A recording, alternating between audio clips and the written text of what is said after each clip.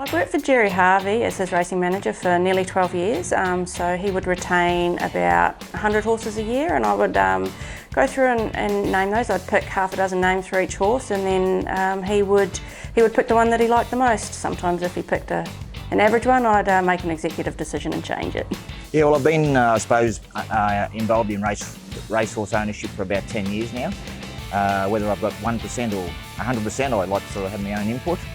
So it's just a case of, going through the pedigree and having a look and throwing some names forward and seeing how the boats go. Just Orm, actually, yeah, he's one of the stable war horses. He's running around at the moment, earned over $500,000 in prize money. Took the opportunity to honour my late father by naming a horse after the family name, and the origins of that date back to a great warrior Viking called Orm, and he was actually known for his strength and skill in battle. So we looked to name him just Orm, but that was internationally protected, and so we had to put the adjective just in front of that.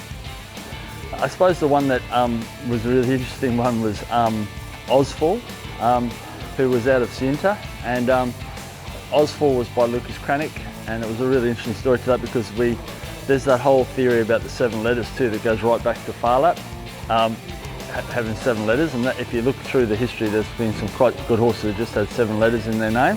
So sometimes that plays in how you work out a name as well. So Osfall, and Lucas Cranach was a German horse, so I looked up and Osfall's stable name, or when she was born, was Sally. But I then googled Sally in German, and Osfall came up, which was 7 letters.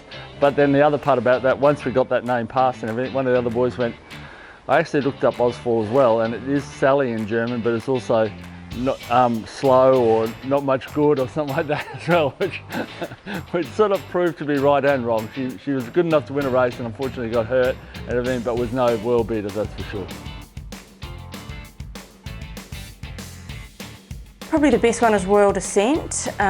She ran a lot of seconds in her life, but she was a very good racehorse, a Group 1 winner. She won the Oaks.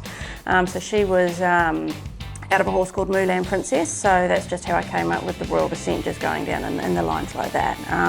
Another one he had that won a few stakes races was a horse called McClintock, and I got that as a pretty random way of getting it, but he was out of a mare called She's Sweet, and Gary Sweet's character in Police Rescue was Mickey McClintock, so that's where I came up with that one. I've named Factory Warrior, who's by the factory out of a street cry mare.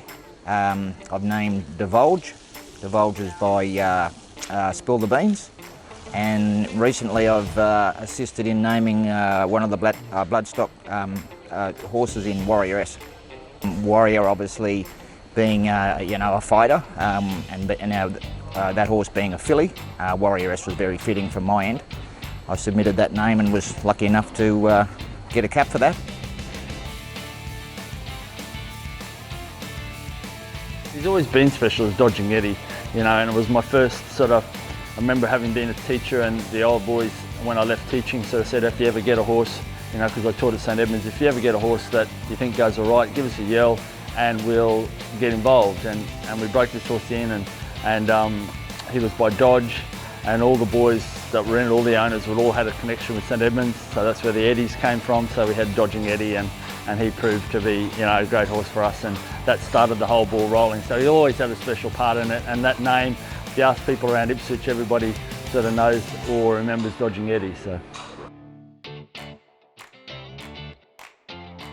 Look, I like to look at the dam, or definitely the pedigree, but the dam over the sire. I guess if you're looking at the sire, you're going to be on the same thought process as a lot of other owners out there, but with the dam, maybe something unique, maybe the meaning behind it, maybe a similar wording to describe that dam name, maybe the history, or you can look at the siblings. But generally I start off with the pedigree. Yeah, obviously first of all I look at the sire line and the dam line, and if there's anything catchy there, I sort of try and create some names from that. If it's a case where you've got to go deeper into the pedigree, well, that'll also assist as well. And if there's anything with sort of double meanings or meanings in different languages, that sort of stuff I look for. I was just looking up on the wall yesterday at all the winners' photos that we had up on the wall in the office, and just looking through, and There was a fairly common theme. It's usually part of the sire's name and usually part of the dam's name.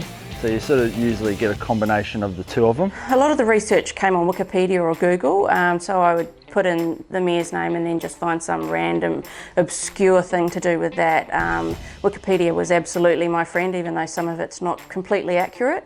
A lot of the time I would try and put their name in another, their mother's name in another language. So, for example, Palaccio de Crystal.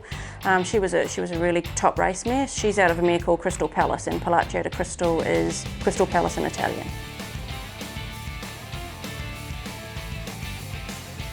We have a lot of horses that have quite a few owners, so in that sense we will send an email out asking for everybody to send in some suggestions. Then we will send out those to all of the owners and they can have a vote on them, and it's the top 3 that we send through to Racing Australia. Racing Australia like you to send 3 choices just in case your first one's not available.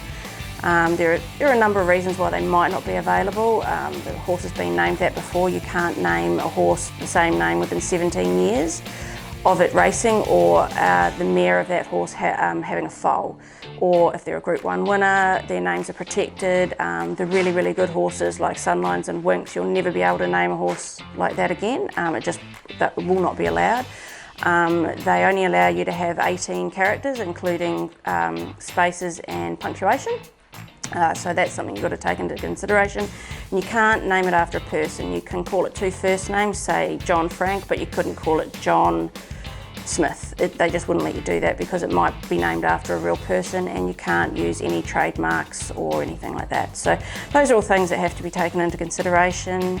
Then we send the names through to Racing Australia, and then they will, the Registrar of Racehorses will let us know what they've approved.